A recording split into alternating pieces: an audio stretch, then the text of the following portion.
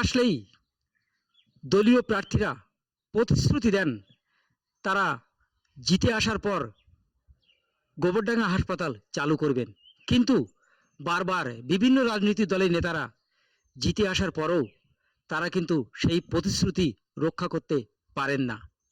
এই হাসপাতাল তৈরি হয়েছিল 1943 সালে। তৎকালীন সরকারের স্বাস্থ্যমন্ত্রী পার্থ দে 2001 সালে উপস্বাস্থ্য কেন্দ্র থেকে জেলা পরিষদের হাসপাতালের রূপান্তরিত করেন। তারপরে 14 সাল পর্যন্ত চলে এই হাসপাতাল, তারপরে হঠাৎ করে বন্ধ হয়ে যায়। কারণ আমরা কোনো প্রতিশ্রুতি নয়, আমরা কাজে বিশ্বাসী। এই কাজ ইতিমধ্যে আমরা শুরু করে দিয়েছি।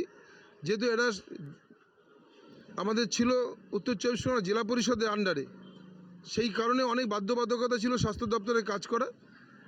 জেলা পরিষদের দপ্তর থেকে আমরা স্বাস্থ্য দপ্তরে হস্তান্তর করেছি এবং স্বাস্থ্য দপ্তর অধিগ্রহণ করে নিয়েই কাজটা শুরু করে দেবে। সমস্ত পরিকাঠামো রয়েছে, ডাক্তার নিয়ে আমরা রোগী ভর্তির ব্যবস্থা করব। অনেক বেড ভালো আছে, যদি অসুবিধা থেকে আমরা বেড দিয়ে দেবো। স্বাস্থ্য মন্ত্রণালয় এবং স্বাস্থ্যমন্ত্রী যদি রাজ্যের এই স্বাস্থ্য না চালাতে পারে, সেন্ট্রাল গভর্নমেন্টের হাতে ছেড়ে দিন। কোন দিকে আপনারা মন দেবেন, চুরিতে না মানুষের উন্নয়নে? আজকে গোবরডাঙ্গার হসপিটালের যে কোয়ার্টারগুলো আছে, সেখানে টিএমসির ক্যাডাররা বাস করছে, মাসে 3 লাখ টাকা সেখানে কারেন্টের বিল উঠছে। তাতে সরকারের রায় আছে, প্রক্সি হচ্ছে। ওখানে কোন হারমাদরা থাকছে টিএমসির, কারা থাকছে, একটু ভালো করে জানকারি নেওয়া হোক।